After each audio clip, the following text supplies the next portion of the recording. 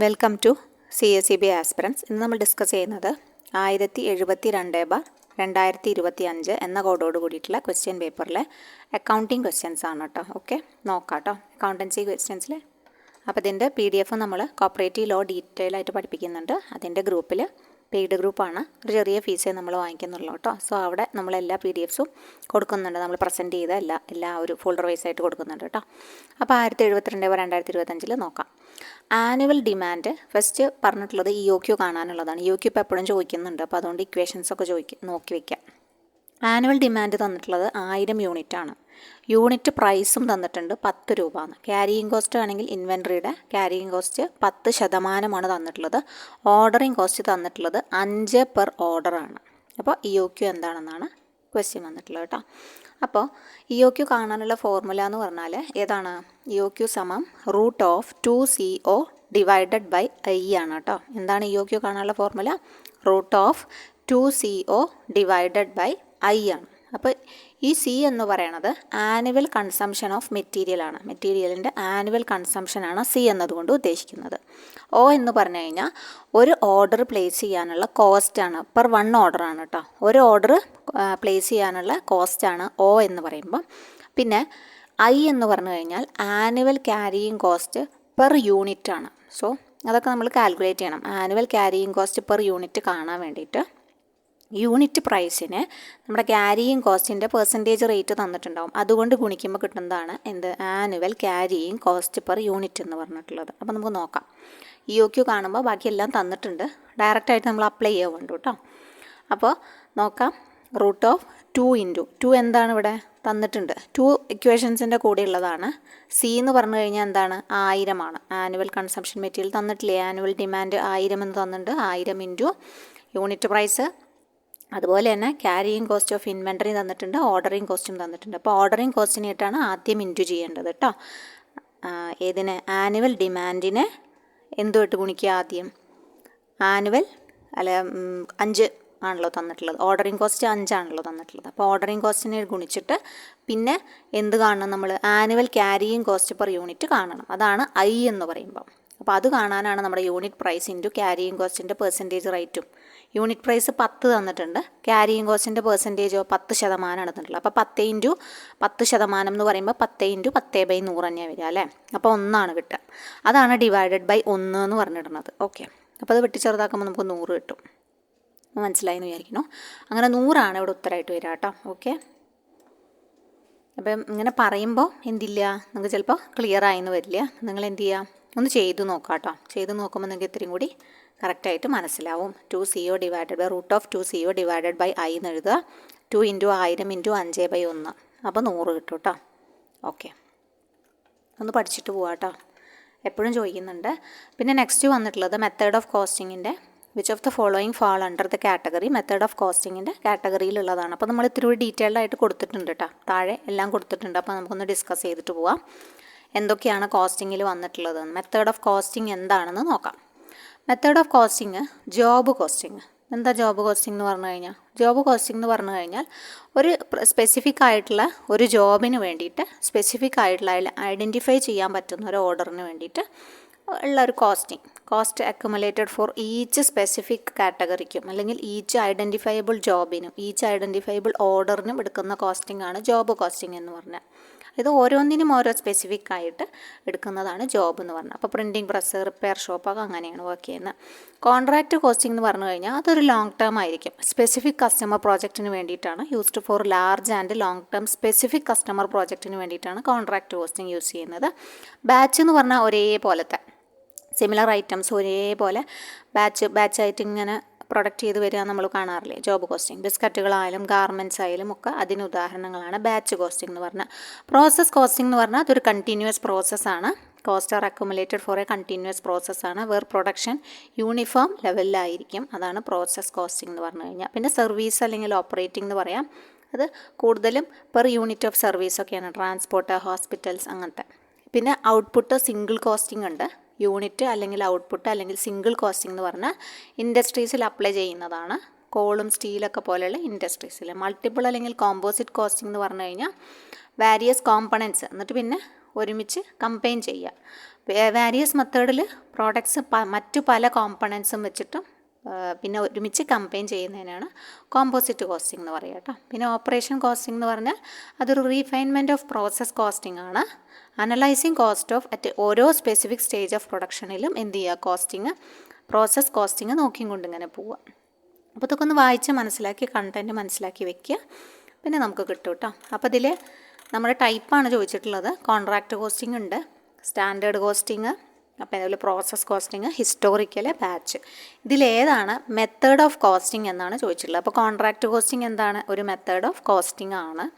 പിന്നെ standard costing ആണോ? Standard costing വേറെയാണ് വരിക കേട്ടോ. പ്രോസസ് കോസ്റ്റിംഗ് ഇതിലുള്ളതാണ്. ഹിസ്റ്റോറിക്കൽ കോസ്റ്റ് വേറെയാണ് വരിക. ബാച്ച് കോസ്റ്റിംഗ് ഇതിലുള്ളതാണ് കേട്ടോ.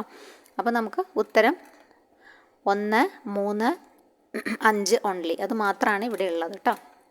1, 3, 5. ഈ ഹിസ്റ്റോറിക്കൽ കോസ്റ്റിങ്ങും സ്റ്റാൻഡേർഡ് കോസ്റ്റിങ്ങും മെത്തേഡ് ഓഫ് കോസ്റ്റിങ്ങിലുള്ളതല്ല. എന്നാൽ കോസ്റ്റിങ്ങുമായി ബന്ധപ്പെട്ട ടെക്നിക്കാണെന്ന് പറയാം കേട്ടോ. ടെക്നിക്കാണെന്ന് പറയാം. അപ്പോൾ ടെക്നിക്ക് നോക്കുകയാണെങ്കിൽ അതിലൊന്നാണ് മാർജിനൽ കോസ്റ്റിംഗ് എന്ന് പറഞ്ഞാൽ കേട്ടോ. മാർജിനൽ കോസ്റ്റിംഗ് ഒരു ടെക്നിക്കാണ്. സ്റ്റാൻഡേർഡ് കോസ്റ്റിംഗ് ഒരു ടെക്നിക്കാണ്. അബ്സോർപ്ഷൻ കോസ്റ്റിംഗ് എന്ന് പറയും, അതും ഒരു ടെക്നിക്കാണ് കേട്ടോ. അതൊക്കെ ഹിസ്റ്റോറിക്കൽ കോസ്റ്റിംഗ് ഒരു ടെക്നിക്കാണ്. ഡയറക്റ്റ് കോസ്റ്റിംഗ്, യൂണിഫോം കോസ്റ്റിംഗ്, അതുപോലെ activity based costing, ABC costing എന്ന് പറയും കേട്ടോ. അതൊക്കെ ഓരോ തരത്തിലുള്ള ടെക്നിക്കുകളാണ്. അപ്പോൾ മാർജിനൽ കോസ്റ്റിംഗ് എന്ന് പറഞ്ഞാൽ ഫിക്സഡ് ആയിട്ടും വേരിയബിൾ ആയിട്ടും കോമ്പണൻസ് ഉണ്ടായിരിക്കും. ഓക്കെ, ഡിസിഷൻ മേക്കിങ്ങിന്. അപ്പോൾ focusing on variable cost for decision making, അതാണ് മാർജിനൽ കോസ്റ്റിംഗ് എന്ന് പറഞ്ഞാൽ. സ്റ്റാൻഡേർഡ് കോസ്റ്റിംഗ് ആകുമ്പം പ്രീ ഡിറ്റർമിൻഡ്, മുൻപേ തീരുമാനിച്ചു വെച്ച സെറ്റുകൾ ഓൾറെഡി പ്രീ ഡിറ്റർമിൻ ചെയ്ത് വെച്ചിട്ടുണ്ടാവും. മെറ്റീരിയൽസ്, ലേബർ, ഓവർ ഹെഡിനൊക്കെ. എന്നിട്ട് അത് കമ്പയർ ചെയ്യും ആക്ച്വൽ കോസ്റ്റും പിന്നെ ഈ പ്രീ ഡിറ്റർമിൻഡ് കോസ്റ്റും തമ്മിലൊന്ന് അനലൈസ് ചെയ്യും. അതിൻ്റെ വാരിയൻസ്, വ്യത്യാസം എങ്ങനെയാണ്. സ്റ്റാൻഡേർഡ് കോസ്റ്റിങ്ങിൽ അതാണ് ചെയ്യുന്നത് കേട്ടോ. അബ്സോർപ്ഷൻ കോസ്റ്റിംഗ് എന്ന് പറഞ്ഞാൽ ഫുൾ കോസ്റ്റിംഗ് എന്നും അറിയപ്പെടും. ഇത് ചാർജ് ചെയ്യും എല്ലാ മാനുഫാക്ചറിങ് കോസ്റ്റിനെയും, ഫിക്സഡിനെയും വാരിയബിളിനെയും, കോസ്റ്റ് ഓഫ് പ്രൊഡക്ഷനിലേക്ക് എല്ലാ തരത്തിലുള്ള, അതാണ് ഫുൾ കോസ്റ്റിംഗ് എന്ന് പറയുന്നത്. എല്ലാ മാനുഫാക്ചറിങ് കോസ്റ്റിനെയും ഇൻക്ലൂഡ് ചെയ്തിട്ടാണ്, കോസ്റ്റ് ഓഫ് പ്രൊഡക്ഷൻ്റെ കൂടെ ഇൻക്ലൂഡ് ചെയ്തിട്ടാണ് അബ്സോർപ്ഷൻ കോസ്റ്റിംഗ് ഉള്ളത്. ഹിസ്റ്റോറിക്കൽ എന്താ വെച്ചാൽ പഴയത്, അതായത് ഇൻകേർഡ് ചെയ്തിട്ടുള്ള പഴയതും പിന്നെ ആക്ച്വൽ എക്സ്പെൻസസും ഒരു പോസ്റ്റ്മോർട്ടം പോലെ അനലൈസ് ചെയ്തിട്ടാണ് ഹിസ്റ്റോറിക്കൽ കോസ്റ്റിംഗ് കണ്ടക്ട് ചെയ്യുന്നത്. Direct costing charges only direct cost, direct ആയിട്ടുള്ള കോസ്റ്റിങ്ങിൽ പ്രോഡക്ട്സിനുള്ളത് മാത്രമാണ് ചാർജ് ചെയ്യുന്നത്. ഇൻഡയറക്റ്റ് കോസ്റ്റ്, അതായത് ഓവർ ഹെഡ് പോലത്തെ എക്സ്പെൻസസ് ഒന്നും എടുക്കുന്നില്ല കേട്ടോ. അതൊക്കെ പീരീഡ് എക്സ്പെൻസസ് ആയിട്ട് കൺസിഡർ ചെയ്യാണ് ചെയ്യുന്നത്. യൂണിഫോം കോസ്റ്റിംഗ് എന്ന് പറഞ്ഞാൽ multiple units or firms in the same industry using the same costing principles to allow comparative analysis ആണ് യൂണിഫോം കോസ്റ്റിങ്ങിൽ ചെയ്യുന്നത്. ആക്ടിവിറ്റി ബേസ്ഡ് കോസ്റ്റിങ്ങിൽ overhead cost based on activities that drive them rather than just volume, അതായത് വോളിയത്തിലല്ല ആക്ടിവിറ്റീസിനാണ്. എന്താണ് overhead cost base ചെയ്തിട്ടുള്ളത്? Activities that drive them, അവിടുത്തെ പ്രോസസ്സിങ്ങിനാണ്, ആക്ടിവിറ്റീനെയാണ് എന്ത് കോസ്റ്റിംഗ് ബേസ് ചെയ്തിട്ടുള്ളത്. അവിടെ എത്രത്തോളം പ്രോസസ്സിങ് നടക്കുന്നു. ഓവർ ഹെഡ് കോസ്റ്റ് കൂടാതെ അവർ ആക്ടിവിറ്റിക്കാണ് അവിടെ പ്രാധാന്യം കൊടുക്കുന്നത്. എത്ര വോളിയം വന്നു എന്നതിനേക്കാൾ ആക്ടിവിറ്റിക്കാണ് അവിടെ പ്രാധാന്യം കൊടുക്കുന്നത്. അത്തരത്തിലുള്ള കോസ്റ്റിംഗ് ആണ് ആക്ടിവിറ്റി ബേസ്ഡ് കോസ്റ്റിംഗ്. ജസ്റ്റ് കണ്ടൻറ്റൊക്കെ ഒന്ന് വായിച്ച് മനസ്സിലാക്കി വെച്ച് പോവാട്ടോ. അപ്പോൾ നെക്സ്റ്റ് ക്വസ്റ്റ്യൻ വന്നിട്ടുള്ളത്, when accounts are prepared on the basis of accrual concept ആണെങ്കിൽ, അക്രൂവൽ കൺസെപ്റ്റ് ആണെങ്കിൽ it is termed as dash system. അതിന് അക്രൂവൽ കൺസെപ്റ്റിന് ഇറ്റ് ഈസ് ടേംഡ് ആസ് മറ്റൊരു സിസ്റ്റം എന്നും കൂടി പറയും. അത് ഏതാണെന്നാണ് ചോദിച്ചിട്ടുള്ളത്. അപ്പോൾ അക്കൗണ്ട്സ് പ്രിപ്പയർ ചെയ്തിട്ടുള്ളത് ക്യാഷ് ബേസിസ് ഉണ്ട്, അക്രൂവൽ ബേസിസും ഉണ്ട് അല്ലേ, മെർക്കൻറ്റൈൽ സിസ്റ്റം. അപ്പോൾ മെർക്കൻറ്റൈൽ സിസ്റ്റം എന്നാണ് അറിയപ്പെടുന്നത്. Accounts are prepared on the basis of accrual concept, അതിനെ എന്തു പേരിലും അറിയപ്പെടും? മെർക്കൻറ്റൈൽ സിസ്റ്റം എന്നും അറിയപ്പെടും. ഓക്കെ, അക്രൂവൽ ബേസിസിലാണെങ്കിൽ മെർക്കൻറ്റൈൽ സിസ്റ്റം എന്നും അറിയപ്പെടും. എന്താണ് ഈ അക്രൂവൽ അല്ലെങ്കിൽ മെർക്കൻറ്റൈൽ സിസ്റ്റം എന്ന് പറഞ്ഞാൽ? It is that basis of accounting ആണ് where any income or expense is recognised when it is earned അല്ലെങ്കിൽ incurred irrespective of the time when it is paid or collected. അത് paid ആയോ അല്ലെങ്കിൽ ഇങ്ങോട്ട് കിട്ടിയോ അതൊന്നും അവർ നോക്കുന്നില്ല. അതിൽ കൺസിഡർ ചെയ്യുന്നത് ഈ ഇൻകവും എക്സ്പെൻസും റെക്കഗ്നൈസ്ഡ് ചെയ്യുന്നത് വെൻ ഇറ്റ് ഈസ് ഏൺഡ് അല്ലെങ്കിൽ ഇൻകർ ചെയ്യുമ്പോഴാണ് കേട്ടോ. എപ്പോഴാണോ ഏൺഡ് അല്ലെങ്കിൽ incurred irrespective of the time when it is paid or collected എന്നുള്ള കാര്യം അവിടെ എന്ത് ചെയ്യുന്നില്ല, കൺസിഡർ ചെയ്യുന്നില്ല. ഓക്കെ, ക്യാഷ് ബേസിസ് ആണെങ്കിൽ where any income or expense recognise ചെയ്യും. പക്ഷെ അവിടെ ക്യാഷിൻ്റെ ഇൻഫ്ലോയും ഔട്ട്ഫ്ലോയുമാണ് അവിടെ പ്രാധാന്യമായിട്ട് എടുക്കുന്നത്. ക്യാഷ് ബേസിസിലാകുമ്പോൾ അവിടെ നോക്കുന്നത് ക്യാഷിൻ്റെ ഇൻഫ്ലോയും ഔട്ട്ഫ്ലോയുമാണ് കൺസിഡർ ചെയ്യുന്നത്. മറ്റൊടുത്ത് ഒക്യുറൻസ് ആണ്, ഏൺഡ് ഓർ ഇൻകേർഡും ആണ് നോക്കുന്നത്. Okay, irrespective of the time when it is paid or collect. മറ്റേതിന് രണ്ടാമതാണ് പ്രാധാന്യം കൊടുക്കുന്നത്. ഫസ്റ്റ് റെക്കഗ്നൈസ് ചെയ്യുന്നത് ഇൻകം ആയാലും എക്സ്പെൻസ് ആയാലും ഫസ്റ്റ്ലി റെക്കഗ്നൈസ് ചെയ്യുന്നത് ഏൺഡ് ഓർ ഇൻകേർഡ് എന്ന് നോക്കിയിട്ടാണ്. എന്തിൽ? അക്രൂവൽ കൺസെപ്റ്റിൽ അല്ലെങ്കിൽ മർക്കൻഡൈൽ കൺസെപ്റ്റിൽ. ക്യാഷ് ബേസിസിലാണെങ്കിൽ അങ്ങനെയല്ല. എക്സ്പെൻസ് റെക്കഗ്നൈസ് ചെയ്യുന്നത് അവിടെ ഇൻഫ്ലോ ഉണ്ടോ ഔട്ട്ഫ്ലോ ഓഫ് ക്യാഷ് ഉണ്ടോ, ഇൻഫ്ലോ ഉണ്ടോ ഇൻഫ്ലോ ഓഫ് ക്യാഷും ഔട്ട്ഫ്ലോ ഓഫ് ക്യാഷും നോക്കിയിട്ടാണ്. ഹൈബ്രിഡ് എന്ന് പറഞ്ഞാൽ അതൊരു മിക്സഡ് സിസ്റ്റമാണ്. അതായത് ക്യാഷും ഉണ്ട് അവിടെ അക്രൂവലും ഉണ്ട്, രണ്ടും കൂടി കമ്പൈൻ ചെയ്തിട്ടുള്ളതാണ് എന്ത്? ഹൈബ്രിഡ് എന്ന് പറഞ്ഞാൽ കേട്ടോ. അപ്പോൾ ഹൈബ്രിഡിൽ ഒരു പോയിന്റ് ശ്രദ്ധിക്കേണ്ടത് വെച്ചാൽ ഇൻകത്തിനെ റെക്കഗ്നൈസ് ചെയ്യുന്നത് ക്യാഷ് ബേസിസിലാണ്. അതായത് ഇൻഫ്ലോയും ഔട്ട്ഫ്ലോയും നോക്കിയിട്ടാണ് ഇൻകത്തിനെ റെക്കഗ്നൈസ് ചെയ്യുന്നത്. എന്നാൽ എക്സ്പെൻസസ് അക്രൂവൽ ബേസിസിലുമാണെന്നാണ് പറയുന്നത് കേട്ടോ. സോ ആ ഒരു പോയിന്റ് നോട്ട് ചെയ്യണം. ഹൈബ്രിഡ് സിസ്റ്റത്തിൽ ഇൻകം റെക്കഗ്നൈസ് ചെയ്യുന്നത് ക്യാഷ് ബേസിസിലും എക്സ്പെൻസസ് റെക്കഗ്നൈസ് ചെയ്യുന്നത് അക്രൂവൽ ബേസിസിലുമാണ്. ഓക്കെ, ഇൻകം ക്യാഷ് ബേസിസിലും അക്രൂവൽ കൺസെപ്റ്റിൽ എടുക്കുന്നത് എക്സ്പെൻസസിനെയാണ്. അതാണ് ഈ 3 സിസ്റ്റം എന്ന് പറയുന്നത്. 1 accrual concept or mercantile system, 2 cash basis, 3 hybrid system. ഫസ്റ്റത്തേൽ കൺസിഡർ ചെയ്യുന്നത് എന്താണ്? Any income or expense is recognised when it is earned or incurred irrespective of the time when it is paid ആണോ collected ആണോ എന്നുള്ളത് പിന്നെ മറ്റൊരു മാറ്ററാണ്. Cash basis എന്ന് പറഞ്ഞു കഴിഞ്ഞാൽ അവിടെ ക്യാഷിൻ്റെ ഇൻഫ്ലോയും ഔട്ട്ഫ്ലോയും നോക്കിയിട്ടാണ് എക്സ്പെൻസസും ഇൻകംസും റെക്കഗ്നൈസ് ചെയ്യുന്നത്. ഹൈബ്രിഡിലാണെങ്കിൽ 2 രീതി മിക്സ് ചെയ്തതാണ്. ഹൈബ്രിഡിൽ ഇൻകം റെക്കഗ്നൈസ് ചെയ്യുന്നത് ക്യാഷ് ബേസിസിലാണ്, എക്സ്പെൻസ് റെക്കഗ്നൈസ് ചെയ്യുന്നത് അക്രൂവൽ ബേസിസാണ്. ഓക്കെ, അപ്പോൾ ഇതിൻ്റെ ആൻസർ മർക്കൻഡൈലാണ് കേട്ടോ. When debit balance as per passbook, പാസ്ബുക്കിൻ്റെ ഡെബിറ്റ് ബാലൻസ് ആണ് സ്റ്റാർട്ടിംഗ് പോയിൻ്റ് എന്ന് പറഞ്ഞിട്ടുള്ളത് കേട്ടോ. അപ്പോൾ നമ്മുടെ PRS ആണ്. Interest allowed by the bank എന്ത് ചെയ്യും എന്നാണ് ചോദിച്ചിട്ടുള്ളത്. Interest allowed by the bank എന്ത് ചെയ്യും എന്നാണ് ചോദിച്ചിട്ടുള്ളത്. ഓക്കെ, അപ്പോൾ നമുക്ക് നോക്കാം. ഡെബിറ്റ് ബാലൻസ് ആസ് പെർ പാസ്ബുക്കാണ്. പാസ്ബുക്കും ഉണ്ട്, ക്യാഷ് ബുക്കും ഉണ്ട്. പാസ്ബുക്ക് ആരുടെ കയ്യിലാണ്? ബാങ്കിൻ്റെ കയ്യിലാണ്. ക്യാഷ് ബുക്ക് ആരുടെ കയ്യിലാണ്? നമ്മുടെ കയ്യിലാണ്, അല്ലേ? നമ്മുടെ കയ്യിലാണ് ക്യാഷ് ബുക്ക്. അപ്പം നമ്മുടെ കയ്യിൽ എക്സ്പെൻസസൊക്കെ നമ്മളിങ്ങനെ എന്ത് ചെയ്യും? നമ്മുടെ ക്യാഷ് ബുക്കിൽ നമ്മൾ എൻ്റർ ചെയ്യും, അല്ലേ? എൻ്റർ ചെയ്ത് വെക്കുന്നു ബിസിനസ് സ്ഥാപനത്തിൻ്റെ ഉടമ, അല്ലെങ്കിൽ ബാങ്കിൻ്റെ ഭാഗത്തു നിന്നുള്ള എക്സ്പെൻസസും ഇൻകംസൊക്കെ ബാങ്കും. പക്ഷെ 2 കൂട്ടരും ഒരേ സമയത്താവില്ല ചെയ്യുന്നത്. ഇയാളുടെ ഇടപാടുകൾ നടക്കുന്ന അതേ സമയത്ത് ബാങ്കിൻ്റെ ഇടപാടുകൾ നടന്നുകൊള്ളണില്ല. ബാങ്ക് ഇൻട്രസ്റ്റും അതുപോലെ ഒക്കെ ചാർജ് ചെയ്യണ സമയത്ത്, ഇടുന്ന സമയത്ത് അക്കൗണ്ടിൽ ഇടുമ്പോൾ ഇയാൾ അറിഞ്ഞുകൊള്ളണമെന്നില്ല. അപ്പോൾ അതുകൊണ്ട് തന്നെ ഇവിടെ എന്തുണ്ട്?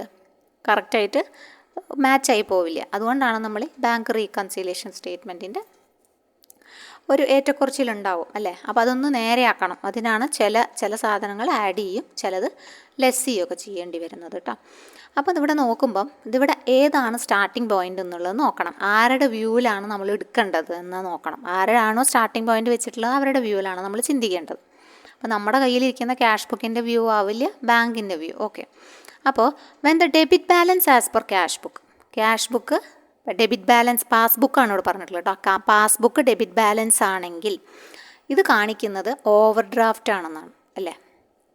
Debit balance as per passbook എന്ന് പറഞ്ഞു കഴിഞ്ഞാൽ അതിൻ്റെ അർത്ഥം എന്താണ്? ഓവർ ഡ്രാഫ്റ്റ് ആണ്. നമ്മൾ കൂടുതൽ തുക പിൻവലിച്ചിട്ടുണ്ട്. അപ്പോൾ നമ്മളെ സംബന്ധിച്ച് അൺഫേവറബിൾ ബാലൻസ് ആണ്. ബാങ്കിനെ സംബന്ധിച്ച് അൺഫേവറബിൾ ആണ്. നമ്മളെ സംബന്ധിച്ച് നമുക്കത് ഡെബിറ്റ് ബാലൻസ് ആവില്ല.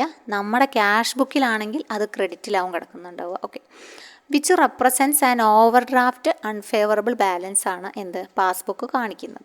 ഡെബിറ്റ് ബാലൻസ് ആണെങ്കിൽ അവിടെ എന്താണ്? ഓവർ ഡ്രാഫ്റ്റ് ആണ്, അൺഫേവറബിൾ ബാലൻസ് ആണ്. അതാണ് സ്റ്റാർട്ടിംഗ് പോയിൻ്റ് ഉള്ളത്. അപ്പോൾ ബാങ്ക് റീകൺസിലേഷൻ സ്റ്റേറ്റ്മെൻറ്റ് ഉണ്ടാക്കുമ്പോൾ നമ്മൾ interest allowed by the bank എന്ത് ചെയ്യുക? ആഡ് ചെയ്യുകയാണ് ചെയ്യുക കേട്ടോ. Interest allowed by the bank is added. Interest allow ചെയ്യുമ്പം എന്താ ചെയ്യുക? ബാങ്ക് എന്താ ചെയ്യുക? Interest allowed by the bank നമ്മൾ ആഡ് ചെയ്യുകയാണ് ചെയ്യുക കേട്ടോ. When debit balance as per passbook is the starting point, interest allowed by the bank is added. കുറച്ച് കേസസ് ഉണ്ട്, നമുക്കൊരു 5-6 കേസസ് അങ്ങനെ ആഡ് ചെയ്യാനും കുറയ്ക്കാനും ഉള്ളതുണ്ട്. അപ്പോൾ ആ രീതിക്ക് ക്വസ്റ്റ്യൻസ് വരുന്നുണ്ട്, നമുക്ക് നോക്കാതെ. അടുത്ത ക്വസ്റ്റ്യൻ നോക്കുകയാണെങ്കിൽ increase in the amount of, അപ്പോൾ ഇവിടെ നമ്മൾ ആഡഡ് എന്നാണ് ഉത്തരം കൊടുക്കേണ്ടത് കേട്ടോ. Added increase in the amount of bills payable resulting. Bills payable increase ചെയ്യുന്നു. അപ്പോൾ എന്താണ് ഉണ്ടാവുക? അതാണ് ഒരു അടുത്ത ക്വസ്റ്റ്യൻ വന്നിട്ടുള്ളത് കേട്ടോ. Increase in the amount of bill payable resulting. അപ്പോൾ അത് നമുക്ക് ഒരു എങ്ങനെ ചിന്തിക്കാമെന്ന് വെച്ചാൽ, increase in the amount of bill, നമ്മൾ പർച്ചേസ് ചെയ്തത് ക്രെഡിറ്റിലാണ്. അപ്പോൾ നമ്മൾ ക്രെഡിറ്റിൽ പർച്ചേസ് ചെയ്യുമ്പോൾ നമ്മൾ ഡിഫേർഡ് പേയ്മെൻ്റ് ആയിട്ടാണ് അടയ്ക്കുക. ഒരുമിച്ച് അടയ്ക്കുന്നുണ്ടോ? ഇല്ലല്ലോ. നമ്മൾ കുറച്ചിശയാണ് അടയ്ക്കുന്നത്. അപ്പോൾ അതുകൊണ്ട് തന്നെ നമ്മളെ സംബന്ധിച്ച് ഇമ്മീഡിയറ്റ് യൂസ് ഓഫ് ക്യാഷ് ചെയ്യുന്നില്ല. സത്യമല്ല. കാരണം പെട്ടെന്നൊരു വലിയ തുക നമ്മുടെ കയ്യിൽ നിന്ന് പോകുന്നില്ല. നമ്മൾ ഡിഫേർഡ് പേയ്മെൻറ്റുകളായിട്ടാണ് ഈ ക്രെഡിറ്റിന് പർച്ചേസ് ചെയ്ത കാരണം തന്നെ നമ്മൾ ഡിഫേർഡ് പേയ്മെൻറ്റുകളായിട്ടാണ് ഇത് അടയ്ക്കുന്നത്, തവണകളായിട്ടാണ് അടയ്ക്കുന്നത്. അപ്പോൾ തവണകളായിട്ട് അടയ്ക്കുമ്പം നമ്മുടെ കയ്യിൽ നിന്ന്, അതായത് ബിസിനസ്സിൻ്റെ കയ്യിൽ നിന്ന് immediate use of cash is not present ഈ ഒരു പർച്ചേസിൽ. അപ്പോൾ അതുകൊണ്ടാണ് ക്യാഷ് ഇൻക്രീസ് ചെയ്തു എന്ന് പറഞ്ഞത്. അതായത് നമ്മൾ ക്യാഷിൻ്റെ ഫ്ലോ ആണ് ഇവിടെ നോക്കുന്നത്, വേറെ ശരിക്കുള്ള നമ്മളെ ബേസിക് അക്കൗണ്ടിങ് അതല്ല. അത് എന്ന് വെച്ചാൽ ക്യാഷ് വരണോ പോകണോ അത് നോക്കിയിട്ടാണ്. അങ്ങനെ സിമ്പിൾ ലോജിക്കിൽ വേണം നിങ്ങൾ എന്ത് ചെയ്യാൻ, ഇങ്ങനത്തെ ക്വസ്റ്റ്യൻസിനെ സമീപിക്കാൻ വേണ്ടിയിട്ട് കേട്ടോ. വല്ലാണ്ട് ചിന്തിച്ച് നമ്മളെ സമയം ഒരുപാട് തമ്മിൽ കളയരുത്. Increase in the amount of bills payable resulting, സിമ്പിളായിട്ട് ചിന്തിക്കാം. ബിൽസ് പേയബിൾ പർച്ചേസ് ചെയ്തത് ക്രെഡിറ്റിലാണ്, അപ്പോൾ ഡിഫേർഡ് പേയ്മെൻറ്റ് തവണകളായിട്ടാണ് അടയ്ക്കേണ്ടത്. അപ്പോൾ അതുകൊണ്ട് തന്നെ എന്താണ്, ഇമ്മീഡിയറ്റ് യൂസ് ഓഫ് ക്യാഷ് അവിടെ നടന്നിട്ടില്ല. അപ്പം ഈ പർച്ചേസ് മൂലം പെട്ടെന്ന് ഒരുപാട് പൈസ മുടങ്ങി കിടക്കണില്ല. അപ്പോൾ അതുകൊണ്ട് തന്നെ ക്യാഷ് എന്ത് ചെയ്യും, ഇൻക്രീസ് ചെയ്യും കേട്ടോ. അപ്പോൾ അതുകൊണ്ടാണ് ഇവിടെ ഇൻക്രീസ് ഇൻ ക്യാഷ് കൊടുക്കുന്നത്. ഓക്കെ.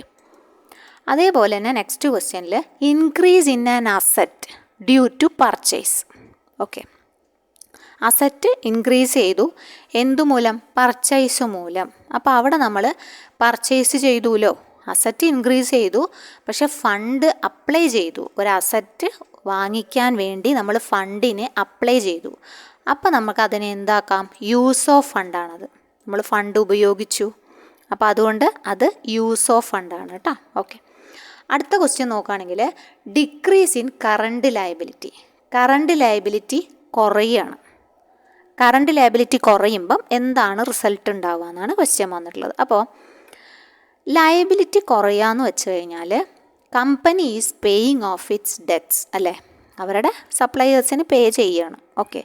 അപ്പോൾ അവിടെ ഒരു കാശ് യൂസ് ചെയ്യുന്നില്ലേ, ഉണ്ട് അല്ലേ. It act as A use of cash എന്ന് പറയാം. കാശ് അവിടെ എന്തായാലും എന്ത് ചെയ്യുന്നുണ്ട്, യൂസ് ആവുന്നുണ്ട്. ഓക്കെ. അതായത് ലയബിലിറ്റി റെഡ്യൂസ് ചെയ്യുക എന്ന് പറഞ്ഞു കഴിഞ്ഞാൽ ലയബിലിറ്റി കുറയ്ക്കുക. ഡിക്രീസ് ഇൻ കറണ്ട് ലയബിലിറ്റി എന്ന് പറഞ്ഞു കഴിഞ്ഞാൽ company is paying of its debts, കടങ്ങൾ അടയ്ക്കുക എന്നാണ് അർത്ഥം. Okay. It act as A use of cash ഉണ്ട് അവിടെ.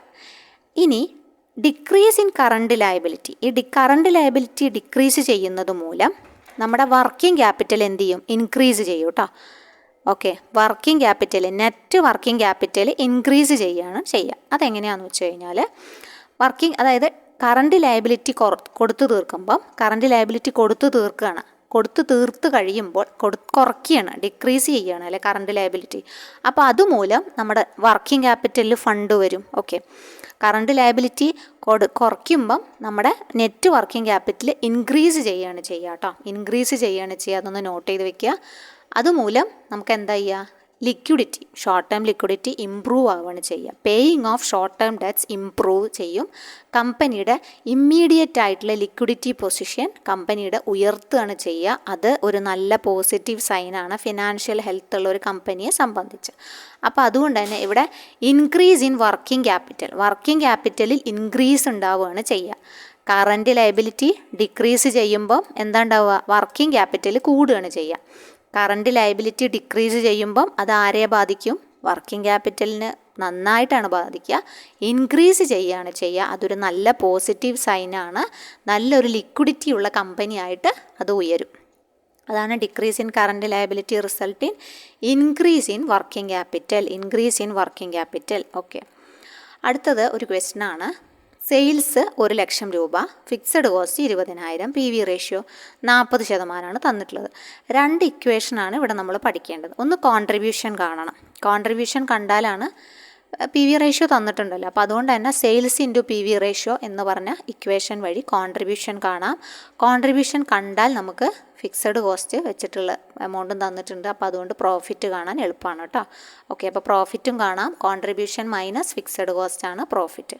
കോൺട്രിബ്യൂഷൻ കാണുക ആദ്യം, 40,000 കിട്ടി. പ്രോഫിറ്റ് കാണണമെങ്കിൽ 40,000 നിന്ന് ഫിക്സഡ് കോസ്റ്റ് 20,000 കുറച്ചു 20,000 ഉത്തരമായിട്ട് വരിക. ഓക്കെ, അപ്പോൾ ആ രണ്ട് ഇക്വേഷൻസ് എഴുതി വയ്ക്കുക. Contributions divided by sales into PV ratio.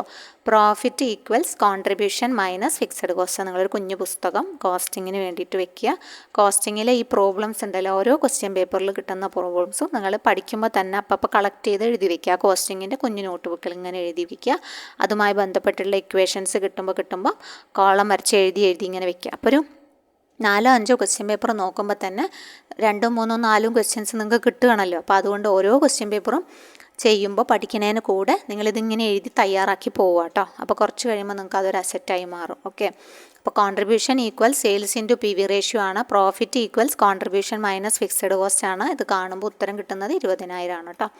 ഇനി obsolescence of a depreciate asset may be cost. Obsolescence എങ്ങനെയാണ് സംഭവിക്കുന്നത്? അസറ്റ് ഡിപ്രീസിയേഷൻ മൂലം ഒബ്സലസൻസ് സംഭവിക്കുന്നത് എന്തൊക്കെ കാരണങ്ങൾ കൊണ്ടാണെന്ന്. അതായത് മോഡൽ മാറുക, അത്രയേ ഉള്ളൂ ഈ ഒബ്സലസൻസ് എന്ന് പറഞ്ഞു കഴിഞ്ഞാൽ. മോഡൽ മാറുക, അതുപോലെ ടെക്നോളജിക്കൽ ചേഞ്ചസ് വരുമ്പം പഴയതാവില്ലേ. അപ്പോൾ നമ്മുടെ കയ്യിൽ ഒരു പണ്ടത്തെ ഒരു ഫോൺ ഉണ്ടെന്ന് വിചാരിക്കാം, ഒരുപാട് പണ്ടത്തെ ഫോൺ. ഇപ്പോൾ പണ്ടൊക്കെ 2G ആയിരുന്നു, പിന്നെ 3G ആയി, 4G ആയി, 5G ആയി. അപ്പോൾ നമ്മുടെ പണ്ടത്തെ സാധനങ്ങളൊന്നും ഇപ്പോൾ ചിലപ്പോൾ നമുക്ക് വർക്ക് ചെയ്യാൻ പറ്റില്ല അല്ലേ, പണ്ടത്തെ മൊബൈലുകളൊന്നും. ഇപ്പോൾ എന്താണ്, അത് സിസ്റ്റം സപ്പോർട്ട് ചെയ്യില്ല. അതാണ് ഒന്നാമത്തെ കാര്യം. അതുപോലെ തന്നെയാണ് എല്ലാ കാര്യങ്ങളും. ഇപ്പോൾ പഴയ ലാപ്ടോപ്പുകളായിക്കോട്ടെ, അങ്ങനെ പല സാധനങ്ങളും നെറ്റ് വരെ നമുക്ക് ക്ലിയറായി കിട്ടില്ല. കാരണം ഇപ്പോൾ പുതിയ വേർഷൻസ് ഇറങ്ങി. അതേപോലെ എല്ലാ കാര്യവും ടെക്നോളജിക്കൽ ചേഞ്ചസ് വരുമ്പം അസറ്റ് ഒബ്സലസൻസ് ആയി പോവുകയാണ്, അസറ്റിന് അതങ്ങനെ സംഭവിക്കുകയാണ്. അതുപോലെ ഇമ്പ്രൂവ്മെൻറ്റ് ഇൻ പ്രൊഡക്ഷൻ മെത്തേഡ് കൂടുന്നു. അപ്പോൾ പഴയ ഈ ഒരു അസറ്റുകൾ ചിലപ്പോൾ അവിടെ കയറ്റി വെക്കേണ്ടി വരും അല്ലേ. അതുപോലെ മാർക്കറ്റിലും ചേഞ്ചസ് വരും. പണ്ടത്തെ ഡിമാൻഡ് അല്ല ഇപ്പോഴത്തെ ഡിമാൻഡ്. ഓരോ കാലഘട്ടത്തിനനുസരിച്ച് ഡിമാൻഡുകളും ഡിസയേഴ്സും മാറിക്കൊണ്ടിരിക്കുകയാണ്. അതും ഒബ്സലസൻസിനെ ബാധിക്കും. അതുപോലെ ഒരു ഡൗട്ട് തോന്നാവുന്നതാണ്, ലീഗൽ ബാധകമാണോ? അതെ, ലീഗലായിട്ടുള്ള റെസ്ട്രിക്ഷൻസ് വന്നു കഴിഞ്ഞാൽ ചില പ്രോഡക്റ്റുകളോ അല്ലെങ്കിൽ ചില അസറ്റുകളോ നമുക്ക് ഉപയോഗിക്കാൻ കൂടെ പറ്റാതെയാവും. ഓക്കെ, അപ്പോൾ അങ്ങനെ റെസ്ട്രിക്ഷൻസ് വരാം. അപ്പോൾ അതുകൊണ്ട് ഇതെല്ലാം ഒബ്സലസൻസിനുള്ള കാരണങ്ങൾ തന്നെയാണ് കേട്ടോ. അപ്പോൾ ഓൾ ഓഫ് ദി എബോവ് ആണ് നമുക്ക് വരിക. ഓൾ ഓഫ് ദി എബോവ് ആണ് കൊടുക്കാൻ പറ്റുക. എല്ലാം ഇതിനുള്ള കാരണങ്ങൾ തന്നെയാണ്. ടെക്നോളജിക്കൽ ചേഞ്ചസ് കൊണ്ട് ഡിപ്രീസിയബിൾ അസറ്റിന് ഒബ്സലസൻസ് സംഭവിക്കാം. ഇംപ്രൂവ്മെൻറ്റ് ഇൻ പ്രൊഡക്ഷൻ മെത്തേഡ്, പുതിയ പ്രൊഡക്ഷൻ മെത്തേഡ് വരുമ്പോൾ പഴയ സാധനങ്ങൾക്ക് കാലഹരണം സംഭവിക്കാം. Change in market demand for the product, അതുപോലെ ലീഗൽ ഓർ അതർ റെസ്ട്രിക്ഷൻസ്, ഇതൊക്കെ സംഭവിക്കാം കേട്ടോ. നെക്സ്റ്റ് വന്നിട്ടുള്ളത് purchase of machinery for cash. ശ്രദ്ധിക്കണം, ക്യാഷിലാണ് മെഷീനറി പർച്ചേസ് ചെയ്യുന്നത്. ഓക്കെ, അപ്പോൾ ഇവിടെ മെഷീനറി പർച്ചേസ് ചെയ്യുന്നു, പക്ഷേ കാശിനാണ് പർച്ചേസ് ചെയ്യുന്നത്, കാശിനാണ് വാങ്ങിക്കുന്നത്. അപ്പോൾ അതുകൊണ്ട് ഇവിടെ 2 അസറ്റുകൾ തമ്മിലാണ്. ഒരു അസറ്റ് പർച്ചേസ് ചെയ്യുന്നു, ഒരു സാധനം പോകുന്നു, അത്രയേ ഉള്ളൂ. അപ്പോൾ ഇതൊരു exchange of 1 asset for another അസറ്റാണ്. ഈക്വൽ വാല്യൂ ആണ്. ഒരു വാല്യൂ വന്നു, ഒരു സാധനം വന്നു, മറ്റേ സാധനം പോയി. അപ്പോൾ അതുകൊണ്ട് ഇവിടെ പ്രത്യേകിച്ച് ഒന്നും സംഭവിക്കുന്നില്ല. അതുകൊണ്ട് ഇവിടെ ഉത്തരമായിട്ട് വരിക ടോട്ടൽ അസറ്റ്സ് അൺചേഞ്ച്ഡ് എന്നാണ്. പ്രത്യേകിച്ചൊരു മാറ്റം വരുന്നില്ല എന്നാണ് ഉത്തരം. എന്താ വെച്ചാൽ മെഷീനറി അസറ്റ് അക്കൗണ്ട് ഇൻക്രീസ് ചെയ്യുന്നു, അതിൻ്റെ കൂടെ ക്യാഷ് അസറ്റ് അക്കൗണ്ട് ഡിക്രീസ് ചെയ്യുന്നു. സെയിം എമൗണ്ട് തന്നെയാണ് അവിടെ സംഭവിക്കുന്നത്. അതുകൊണ്ട് പ്രത്യേകിച്ചൊരു വാല്യൂ ഓഫ് അസറ്റുമ്പിൽ നെറ്റ് ചേഞ്ച് ഒന്നും ഉണ്ടാകുന്നില്ല. ഓണേഴ്സ് ഇക്വിറ്റിയിലും പ്രത്യേകിച്ച് ഒരു എഫക്റ്റ് ഉണ്ടാവുന്നില്ല. കാരണം ഒരെണ്ണം വരുന്നു, മറ്റേത് പോകുന്നു, അതാ ചെയ്യുന്നത്. അതാണ് ടോട്ടൽ അസറ്റ്സ് അൺചേഞ്ച്ഡ് എന്ന ഉത്തരം കൊടുത്തിട്ടുള്ളത് കേട്ടോ. അടുത്തത് സിങ്കിങ് ഫണ്ട് എന്തിനാണ് ക്രിയേറ്റ് ചെയ്യുന്നതെന്നാണ് കേട്ടോ. സിങ്കിങ് ഫണ്ട് എന്താണ്? ഇതൊരു പണം set aside regularly to cover ഒരു പ്ലാൻഡ് ഫ്യൂച്ചർ എക്സ്പെൻസ് അല്ലെങ്കിൽ ഒരു ഫിനാൻഷ്യൽ ഒബ്ലിഗേഷനെ മീറ്റ് ചെയ്യുന്നതിന് വേണ്ടിയിട്ട് നമ്മൾ കുറച്ച് പണം സെറ്റ് അസൈഡ് മാറ്റി വെക്കുന്നതിനെ പറയുന്ന ഇതാണ് സിങ്കിങ് ഫണ്ട് എന്ന് പറഞ്ഞു കഴിഞ്ഞാൽ അല്ലേ. ഇതൊരു എമർജൻസി ഫണ്ടും അല്ല. എമർജൻസി ഫണ്ടുമായിട്ട് ഇതിന് വ്യത്യാസമുണ്ട്. കാരണം unexpected event while sinking funds R four non expenses. Sinking ഫണ്ടുകൾ നമുക്കറിയാം ഇങ്ങനെ ഒരു എക്സ്പെൻസ് വരും എന്ന്. പെട്ടെന്ന് വരുന്ന സംഭവങ്ങൾ അൺഫോർസീൻ അല്ല. നമുക്കറിയാം ഇങ്ങനെ ഒരു എക്സ്പെൻസ് വരും. എനിക്കിപ്പം ഒരു 5 വർഷം കഴിയുമ്പം എൻ്റെ കാറൊന്ന് മാറ്റി വാങ്ങണം.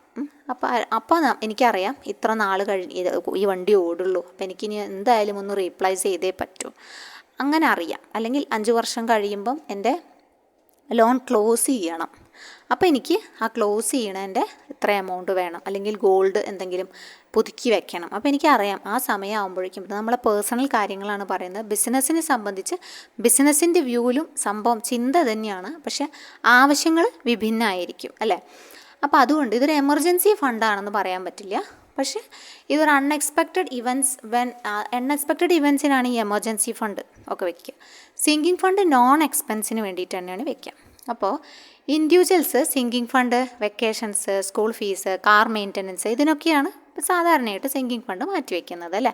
കമ്പനീസ് ആണെങ്കിൽ അവരുപയോഗിക്കുന്നത് ബോണ്ടുകൾ റീപേ ചെയ്യേണ്ടി വരും. ഇത്ര കാലത്തേക്കാണ്, അപ്പോൾ നമുക്കറിയാം ബോണ്ട് കൊടുത്തു തീർക്കണം എന്നറിയാം. അതുപോലെ ലോങ് ടേം ഡെറ്റ് റിട്ടയർ ചെയ്യാൻ വേണ്ടിയിട്ട്, അല്ലെങ്കിൽ മേജർ അസറ്റുകൾ റീപ്ലേസ് ചെയ്യാൻ വേണ്ടിയിട്ട്, അതുപോലെ ക്യാപിറ്റൽ എക്സ്പെൻഡിച്ചർ ഫണ്ടിങ് നടത്താൻ വേണ്ടിയിട്ട് ഒക്കെ ഉപയോഗിക്കും കേട്ടോ.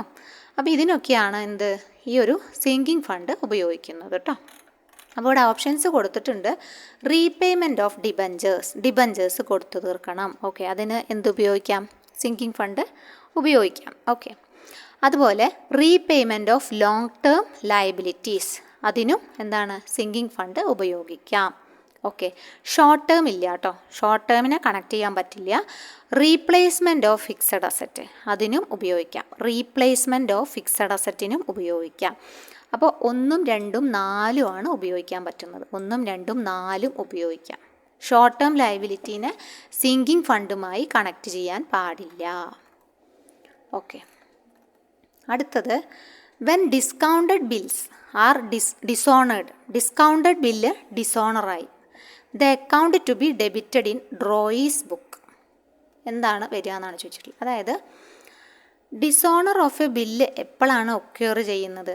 ഈ ഡ്രോയി കൊടുത്തില്ല, ബില്ല് ഫെയിൽ ചെയ്തു ടു മേക്ക് പേയ്മെൻറ്റ് നടത്താൻ മെച്യൂരിറ്റി ഡേറ്റ് ആകുമ്പോൾ അയാൾ കൊടുക്കണമല്ലോ, അപ്പോഴാണല്ലോ ഇത് സക്സസ്ഫുൾ ആവുള്ളൂ. അല്ലെങ്കിൽ അയാൾ റിഫ്യൂസ് ചെയ്യുകയാണ്, നിരസിക്കുകയാണ്. അങ്ങനെ നിരസിച്ചാലോ അല്ലെങ്കിൽ fails to make payment on a bill of exchange at its maturity date, ഈ 2 റീസണിലും ബില്ല് ഡിസോണർ ആവും അല്ലേ. ബില്ല് ഡിസോണർ ആവേണ്ട 2 കാരണം, ഡ്രോയി അല്ലെങ്കിൽ കടക്കാരൻ റിഫ്യൂസ് ചെയ്യാണ്, ഞാൻ തരില്ല എന്ന് പറയാണ്, അല്ലെങ്കിൽ ഫെയിൽസ് ടു, അയാൾ പരാജയപ്പെടുകയാണ് ബിൽ ഓഫ് എക്സ്ചേഞ്ച് ആ മെച്യൂരിറ്റി ഡേറ്റിൽ പേ ചെയ്യാൻ വേണ്ടിയിട്ട്. അപ്പോൾ ശരിക്കും അവിടെ ഒരു എഗ്രിമെൻറ്റിൻ്റെ ബ്രീച്ച് സംഭവിക്കുകയാണ് അല്ലേ, എഗ്രിമെൻറ്റ്. ഓക്കെ, ഈ ഒരു ബില്ല് തന്നെ വർത്ത്ലെസ് ആവുകയാണെന്ന് പറയാം. അപ്പോൾ അതുകൊണ്ട് ദ ക്രെഡിറ്റർ എന്ത് ചെയ്യും?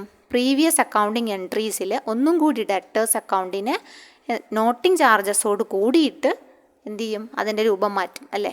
കാരണം വീണ്ടും അതവിടെ ഉണ്ട്, റീസ്റ്റോർ ചെയ്യുകയാണ് ഡ്രോയിനെ. അപ്പോൾ ഡ്രോയുടെ ലയബിലിറ്റി ഒന്നും കൂടി റീസ്റ്റോർ ചെയ്യപ്പെടുകയാണ്. എന്നിട്ട് ബില്ല് റിമൂവ് ചെയ്യും ഹോൾഡേഴ്സ് എന്ന്, ബിൽസ് റിസീവബിൾ അക്കൗണ്ട് എന്നിട്ട്. ഓക്കെ, ബില്ല് പിന്നെ ഇല്ല. അപ്പോൾ അതുകൊണ്ട് തന്നെ ബിൽസ് പേയബിൾ അക്കൗണ്ടിന് ഡെബിറ്റ് ചെയ്തിട്ട്, നോട്ടിങ് ചാർജസും ഉണ്ടായിരിക്കും കേട്ടോ. നോട്ടിങ് ചാർജസ് എന്തെങ്കിലും അയാളുടെ കയ്യിൽ നിന്ന് ചിലവായിട്ടുണ്ടെങ്കിൽ അതും കൂടി അയാൾ കൂട്ടി എഴുതും ഈ ബില്ലിൻ്റെ കൂടെ. അപ്പോൾ ബിൽസ് പേയബിൾ അക്കൗണ്ടും നോട്ടിങ് ചാർജസും ഡെബിറ്റ് ചെയ്യും. ഡ്രോയറിനെ ക്രെഡിറ്റ് ചെയ്യാണ് ചെയ്യുക. ഡ്രോയർ അല്ലെങ്കിൽ ക്രെഡിറ്റേഴ്സ് അക്കൗണ്ടിനെ എന്ത് ചെയ്യാണ്? ക്രെഡിറ്റ് ചെയ്യാണ് വേണ്ടത് കേട്ടോ. ഡ്രോയർ അല്ലെങ്കിൽ ക്രെഡിറ്റേഴ്സ് അക്കൗണ്ടിനെയാണ് എന്ത് ചെയ്യുക? ക്രെഡിറ്റ് ചെയ്യുന്നത്. ഓക്കെ, അപ്പോൾ അവിടെ ബിൽസ് പേയബിൾ ആണ് ഡെബിറ്റ് ചെയ്യേണ്ടത് കേട്ടോ. ബിൽസ് പേയബിൾ എന്ത് ഡെബിറ്റ് ചെയ്യണം എന്നാണ് ചോദിച്ചിട്ടുള്ളത്. ഈ ഒരു സന്ദർഭത്തിൽ ബിൽസ് പേയബിൾ ആണ് എന്ത് ചെയ്യുന്നത്?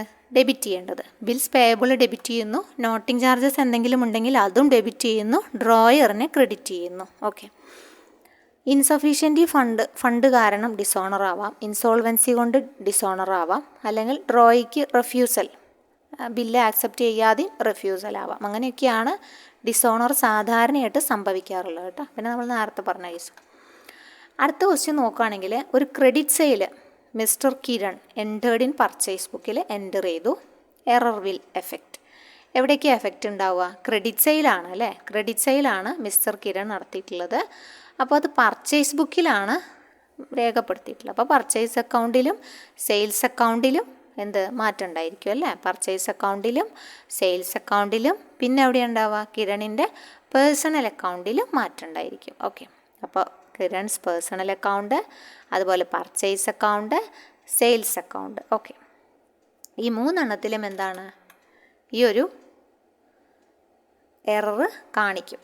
അതാണ് 1, 2, 3 എന്ന് കൊടുത്തിട്ടുള്ളത് കേട്ടോ. Kiran's personal account, 2 purchase account, 3 sales account. Okay, അപ്പോൾ ഇത് വായിച്ച് നോക്കാം നമുക്ക്. A credit sale of goods to mister Kiran incorrectly entered in purchase ബുക്കിൽ ഇൻകറക്റ്റായിട്ട് എൻറ്റർ ചെയ്തു. Purchase account and sales account. This error occurs. എന്തുകൊണ്ടാണ് ഇത് ഒക്യൂർ ചെയ്തത്? Because the transaction was recorded as a purchase, debiting purchase instead of സെയിലിന് പകരം ഇതിനെ purchase ആയിട്ടാണ് കൺസിഡർ ചെയ്തത് അല്ലേ. അപ്പോൾ അതുകൊണ്ട് മാറ്റം വന്നു. കാരണം പർച്ചേസ് ആയിട്ട് കാണിച്ചു. അപ്പോൾ ഇവിടെ ഈ അക്കൗണ്ടുകളിലൊക്കെ മാറ്റം ഉണ്ടാവും കേട്ടോ. ഇനി അടുത്തത് goods withdrawn by the proprietor personal യൂസായിട്ട് നമ്മൾ ഗുഡ്സാണ് കൊണ്ടുപോയത്. സാധാരണ കാശ് കൊണ്ടുപോകും, അതുപോലെ ഗുഡ്സും കൊണ്ടുപോകും അല്ലേ. അപ്പോൾ പ്രൊപ്രൈറ്റർ വിഡ്രോൺ ചെയ്തത് ഗുഡ്സാണ് പേഴ്സണൽ യൂസിന്. അത് ഡ്രോയിങ്സ് തന്നെയാണല്ലോ. അപ്പോൾ because these goods were originally നമ്മുടെ സെയിലിന് വാങ്ങിയതാണ്, പക്ഷെ പേഴ്സണലായിട്ട് യൂസ് ചെയ്യണം. അത് ഇനി കസ്റ്റമേഴ്സിന് കിട്ടില്ല. ഓക്കെ, ആൾ കൊണ്ടുപോയി. അപ്പോൾ ഡ്രോയിങ്സ് അക്കൗണ്ടിനെ ഡെബിറ്റ് ചെയ്യുകയും പർച്ചേസ് അക്കൗണ്ടിന് ക്രെഡിറ്റ് ചെയ്യുകയാണ് ചെയ്യുക കേട്ടോ. ഓക്കെ, അപ്പോൾ goods withdrawn by the proprietor for his personal use are എന്ത് അക്കൗണ്ടിൽ നിന്ന് ഡിഡക്റ്റ് ചെയ്യണം എന്നാണ് ക്വസ്റ്റ്യൻ വന്നിട്ടുള്ളത് കേട്ടോ. എന്ത് അക്കൗണ്ടിൽ നിന്ന് ഡിഡക്റ്റ് ചെയ്യണം? പർച്ചേസ് അക്കൗണ്ടിൽ നിന്നുമാണ് ഡിഡക്റ്റ് ചെയ്യേണ്ടത്. എന്ത് അക്കൗണ്ടാണ്? സാധനമല്ലേ കൊണ്ടുപോയത്. അപ്പോൾ അതുകൊണ്ട് പർച്ചേസ് നമ്മളതൊന്ന് കുറഞ്ഞല്ലോ, സ്റ്റോക്കിൽ നിന്ന് കുറഞ്ഞില്ലേ. അപ്പോൾ അതുകൊണ്ട് പർച്ചേസ് അക്കൗണ്ടിൽ നിന്നുമാണ് കുറയ്ക്കേണ്ടത് കേട്ടോ. Okay, value of these goods is deducted from purchase. Trading അക്കൗണ്ടിലെ പർച്ചേസസിൽ നിന്നും ഇത് കുറച്ച് കാണിക്കണം. ഇനി ബിസിനസ്സിന് അതുണ്ടോ? ബിസിനസ്സിന് ഇല്ല, ആൾ കൊണ്ടുപോയി. ഇനി in the books of consignee expenses paid him. ആൾ കൊടുത്ത കൺസൈനി കുറച്ച് എക്സ്പെൻസസ് കൊടുത്തു കൺസൈൻമെൻറ്റിന് വേണ്ടിയിട്ട്. അതെവിടെ ഡെബിറ്റ് ചെയ്യണം എന്നാണ്. കൺസൈൻമെൻറ്റിൽ കൺസൈനിയുടെ റോൾ എന്താണ്? ആളൊരു ഏജൻറ്റ് മാത്രമാണ്. കൺസൈൻമെൻറ്റിൻ്റെ എക്സ്പെൻസ് ഒന്നും വഹിക്കേണ്ട കാര്യമൊന്നും ആൾക്കില്ല, ഉണ്ടോ? ആളൊരു ഏജൻ്റാണ്. അപ്പോൾ അതുകൊണ്ട് തന്നെ ആൾക്ക് അതിൽ ഒരു ബാധ്യതയും അല്ലെങ്കിൽ ചിലവൊക്കെ വഹിക്കേണ്ടത് ആരാണ്? കൺസൈനറാണ് കേട്ടോ. അപ്പോൾ കൺസൈനി ഒരു ഏജൻ്റ് ആയതുകൊണ്ട് തന്നെ പ്രിൻസിപ്പളായ കൺസൈനറുടെ അക്കൗണ്ടിലാണ് ഈ ചാർജസ് ഒക്കെ ഡെബിറ്റ് ചെയ്യേണ്ടത്. ഓക്കെ, ആരുടെ അക്കൗണ്ടിലാണ് ഡെബിറ്റ് ചെയ്യേണ്ടത്? കൺസൈനറുടെ അക്കൗണ്ടിലാണ് ഡെബിറ്റ് ചെയ്യേണ്ടത്. അപ്പോൾ ലാഭം ഉണ്ടെങ്കിലും അയാളുടെ അക്കൗണ്ടിൽ തന്നെയല്ലേ ക്രെഡിറ്റ് ചെയ്യുക. അപ്പോൾ നഷ്ടം അതുപോലെ എക്സ്പെൻസസ് ഉണ്ടെങ്കിലും ആരുടെ അക്കൗണ്ടിൽ? കൺസൈനറുടെ അക്കൗണ്ടിൽ വേണം ഡെബിറ്റ് ചെയ്യാൻ കേട്ടോ. ഇനി ചെക്ക് ഇഷ്യൂഡ് ടു മിസ്റ്റർ മോഹൻ്റെ ചെക്ക് ഇഷ്യൂഡ് ചെയ്യുന്നു. അത് റെക്കോർഡ് ചെയ്യുന്നത് ഏത് സൈഡിലാണ്, ഏത് കോളമാണെന്നൊക്കെ. അപ്പോൾ ഇത് കുറേ ഡൗട്ടൊക്കെ വന്ന ഒരു ക്വസ്റ്റ്യൻ ആണല്ലേ, ഇതെങ്ങനെ വന്നു എന്നൊക്കെ. അപ്പോൾ ഡേ ബുക്ക് നോക്കുമ്പം ഡേ ബുക്കിന് 2 വശങ്ങളാണുള്ളത്. നമ്മൾ ബാങ്കിലൊക്കെ എഴുതുന്ന ഡേ ബുക്കിന് 2 വശങ്ങളാണുള്ളത്. റെസീപ്റ്റ് സൈഡും പേയ്മെൻറ്റ് സൈഡും ഉണ്ട് അല്ലേ. 3 എമൗണ്ട് കോളമാണ് ഓരോ ഭാഗത്തും ഉണ്ടാവുക. 3 എമൗണ്ട് കോളം ഓരോ ഭാഗത്തും ഉണ്ടാവും. അപ്പോൾ ഒന്നാമത്തെ എമൗണ്ട് കോളത്തിൽ ക്യാഷിൻ്റെ ട്രാൻസാക്ഷൻസ് മൊത്തം എഴുതും.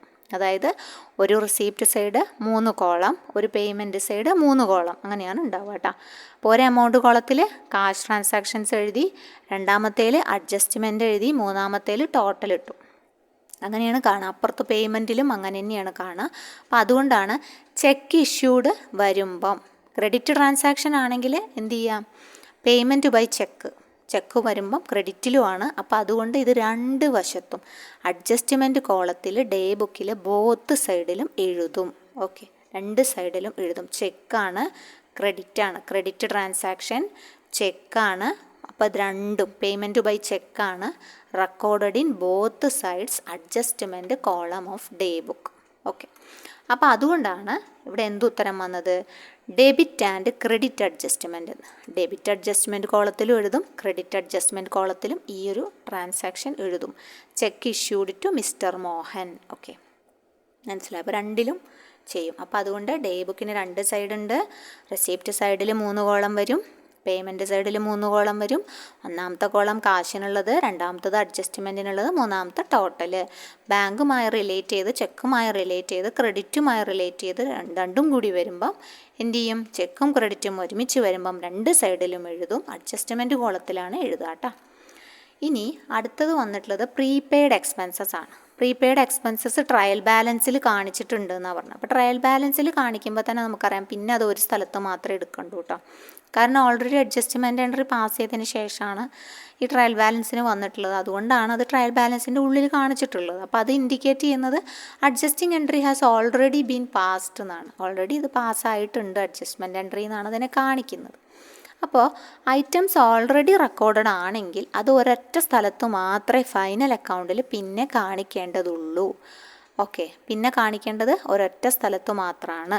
അപ്പോൾ പ്രീപെയ്ഡ് എക്സ്പെൻസസ് കറൻറ്റ് അസറ്റ്സ് ആണ്. സോ അതുകൊണ്ട് ദേ റെപ്രസെൻറ്റ് പേയ്മെൻറ്റ്സ് ഫോർ ഫ്യൂച്ചർ ബെനിഫിറ്റിന് വേണ്ടിയിട്ടാണ് അവർ അത് ഉപയോഗിക്കുന്നത്. Okay, prepaid expenses current assets ആണ് കേട്ടോ. അപ്പോൾ അതുകൊണ്ട് ഏതാണ് അസറ്റ് സൈഡ്, ബാലൻസ് ഷീറ്റിൽ അസറ്റ് സൈഡിലാണ് അത് കാണിക്കുന്നത്. ഒറ്റ സ്ഥലത്ത് കാണിച്ചാൽ മതി, ട്രയൽ ബാലൻസിൻ്റെ ഉള്ളിൽ വരുന്ന സാധനങ്ങൾ ഒറ്റ സ്ഥലത്ത് കാണിച്ചാൽ മതി. അപ്പോൾ അതുകൊണ്ട് പ്രീപെയ്ഡ് എക്സ്പെൻസസ് എവിടെയാണ് കാണിക്കുന്നത്? Asset side of the balance sheet only. അടുത്തത് dash ratio is complementary to operating ratio. Operating റേഷ്യോയ്ക്ക് കോംപ്ലിമെൻ്ററി ആയിട്ടുള്ള റേഷ്യോ ഏതാണെന്നാണ് ചോദിച്ചിട്ടുള്ളത് കേട്ടോ. അപ്പോൾ ഓപ്പറേറ്റിംഗ് റേഷ്യോയുടെ ഇക്വേഷൻ എന്ന് പറഞ്ഞു കഴിഞ്ഞാൽ operating expense divided by net sales into 100 എന്നാണ്.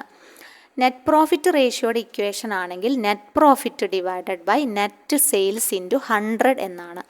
രണ്ട് റേഷ്യോസും ഇൻഡിക്കേറ്റ് ചെയ്യുന്നത് കമ്പനിയുടെ പ്രോഫിറ്റബിലിറ്റീനെ തന്നെയാണ് കേട്ടോ. ഓപ്പറേറ്റിംഗ് റേഷ്യോ ആണെങ്കിലും നെറ്റ് പ്രോഫിറ്റ് റേഷ്യോ ആണെങ്കിലും ഇൻഡിക്കേറ്റ് ചെയ്യുന്നത് എന്താണ്? കമ്പനീസ് പ്രോഫിറ്റബിലിറ്റിയാണ്. ഓക്കെ, അപ്പോൾ അതുകൊണ്ട് തന്നെ ബോത്ത് റേഷ്യോസ് ഇൻഡിക്കേറ്റ് ചെയ്യുന്നത് കമ്പനിയുടെ പ്രോഫിറ്റബിലിറ്റിയാണ്. അതുകൊണ്ട് അവർ കോംപ്ലിമെൻ്ററിയാണ്. ഓപ്പറേറ്റിംഗ് റേഷ്യോ ഡിക്രീസ് ചെയ്യുകയാണെങ്കിൽ നെറ്റ് പ്രോഫിറ്റ് റേഷ്യോ എന്ത് ചെയ്യും? ഇൻക്രീസ് ചെയ്യും. ഓക്കെ, ഓപ്പറേറ്റിംഗ് റേഷ്യോ കുറഞ്ഞാൽ എന്താണ്ടാവുക? നെറ്റ് പ്രോഫിറ്റ് റേഷ്യോ ഇൻക്രീസ് ചെയ്യും.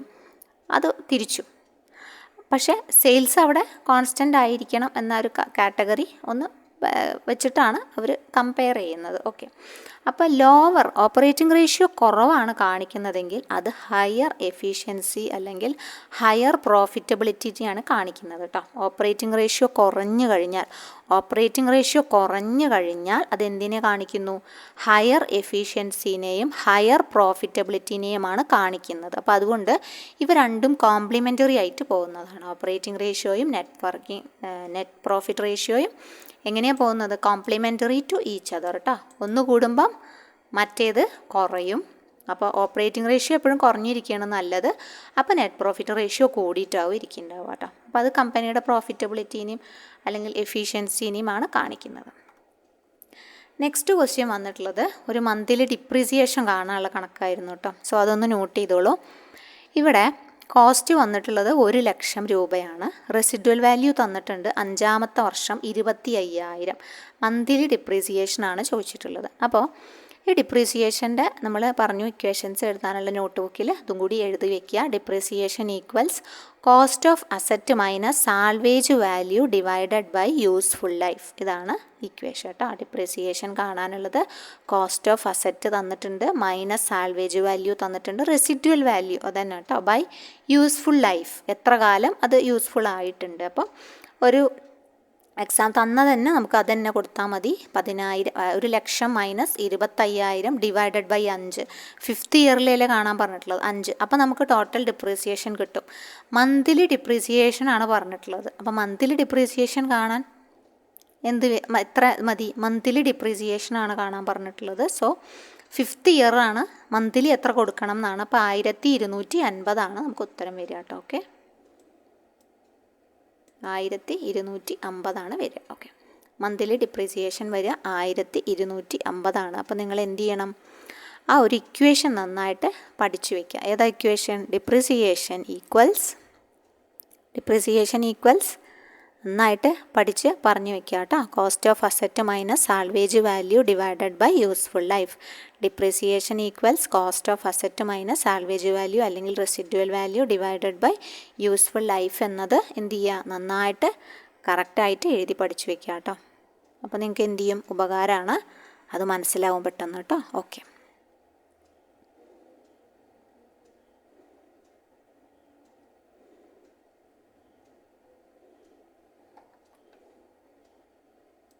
അപ്പോൾ ഇവിടെ നമ്മൾ ബൈ 5 കൊടുത്തിട്ടുള്ളത്. മന്ത്ലി ഡിപ്രീസിയേഷനാണ് നമ്മളോട് കാണാൻ പറഞ്ഞിട്ടുള്ളത് കേട്ടോ. മന്ത്ലി ഡിപ്രീസിയേഷൻ എന്ന് പറയുമ്പോൾ ബൈ 12 അല്ലേ കൊടുക്കേണ്ടത്, 5 അല്ല കേട്ടോ. 5 നമ്മളിവിടെ കൊടുത്തു. 5th ഇയർ കൊടുക്കേണ്ടത് നമ്മുടെ യൂസ്ഫുൾ ലൈഫിനാണ് 5th ഇയർ കൊടുക്കേണ്ടത്. ഇവിടെ 15,000 എത്ര വരിക? 15,000. എനിക്കത് കണ്ടപ്പോൾ ഒരു ഡൗട്ട് തോന്നി കേട്ടോ. ഡിവൈഡഡ് ബൈ 12 വരിക കേട്ടോ. അപ്പോഴാണ് 1,250 കിട്ടുക കേട്ടോ. ഓക്കെ, ടൈപ്പ് ചെയ്തപ്പോൾ വന്ന മിസ്റ്റേക്കാണേ, സോറി കേട്ടോ. അപ്പോൾ മന്ത്ലി ഡിപ്രീസിയേഷൻ ഡിവൈഡഡ് ബൈ 15,000 നോട് 12 ഡിവൈഡ് ചെയ്യുമ്പം എത്ര കിട്ടും? 1250 കിട്ടും. അതാണ് ഇവിടെ ഉത്തരമായിട്ട് വരുന്നത് കേട്ടോ. ഇനി അടുത്തത് വന്നിട്ടുള്ളത് വേജ് ഷീറ്റ് ആരാണ് പ്രിപ്പയർ ചെയ്യുന്നത്? വേജ് ഷീറ്റ് പ്രിപ്പയർ ചെയ്യുന്നത് പേറോൾ ഡിപ്പാർട്ട്മെൻ്റ് ആണ് കേട്ടോ. പേറോൾ ഡിപ്പാർട്ട്മെൻ്റ് ആണ്. എന്നിട്ട് അവർ ടൈം റെക്കോർഡ് ചെയ്യും. ഏണിങ്സ് കമ്പ്യൂട്ട് ചെയ്യാൻ വേണ്ടിയിട്ട് ടൈമൊക്കെ റെക്കോർഡ് ചെയ്ത് വെക്കും. അതൊക്കെ പേറോൾ ഡിപ്പാർട്ട്മെൻറ്റിൻ്റെ പണിയാണ് കേട്ടോ. അപ്പോൾ വേജ് ഷീറ്റ് പ്രിപ്പയർ ചെയ്യുന്നതും ഒരാൾ എത്ര പണിയെടുത്തു എന്ന് അറിയണ്ടേ? അപ്പോൾ അതിന് വേണ്ടിയിട്ട് പേറോൾ ഡിപ്പാർട്ട്മെൻറ്റാണ് അതൊക്കെ ചെയ്യുന്നത് കേട്ടോ. അപ്പോൾ ഇത്രയും ക്വസ്റ്റ്യൻസാണ് നമ്മൾ അക്കൗണ്ടൻസിയിൽ ഉണ്ടായിരുന്നത്. അപ്പോൾ നിങ്ങൾക്ക് ക്വസ്റ്റ്യൻ മനസ്സിലായി എന്ന് വിചാരിക്കുന്നു. അപ്പോൾ അക്കൗണ്ടൻസി കുറച്ച് ബുദ്ധിമുട്ടാണ്, അക്കൗണ്ടൻസി പ്രോബ്ലംസ് മനസ്സിലാവില്ല എന്നൊക്കെ പറഞ്ഞു കുറച്ച് കുട്ടികൾ അന്ന് കമൻറ്റ് കണ്ടായിരുന്നു. അപ്പോൾ എന്ത് ചെയ്യുക, നമുക്ക് അക്കൗണ്ടൻസി എന്ത് ചെയ്യുക, നിങ്ങൾ കറക്റ്റായിട്ട് എഴുതി വെച്ച് പഠിക്കുക കേട്ടോ. ഓരോ ക്വസ്റ്റ്യൻ പേപ്പറിലും കിട്ടുന്ന 3-4 ക്വസ്റ്റ്യൻസ് ഒരുമിച്ച് ഒരു പുസ്തകത്തിൽ എഴുതി വെക്കുക. എന്നിട്ട് ഇക്വേഷൻസ് ഒക്കെ നന്നായിട്ട് പഠിക്കുക കേട്ടോ. ഓക്കെ, അപ്പോൾ ഇതിൻ്റെ നോട്ട് PDF നോട്ട് നമ്മൾ പെയ്ഡ് ഗ്രൂപ്പിൽ പ്രൊവൈഡ് ചെയ്യുന്നതായിരിക്കും. അപ്പോൾ നെക്സ്റ്റ് വീഡിയോയിൽ കാണാം കേട്ടോ. ഇതുവരെ കണ്ട എല്ലാവർക്കും താങ്ക് യു. അപ്പോൾ നെക്സ്റ്റ് വീഡിയോയിൽ കാണാം. Thank you.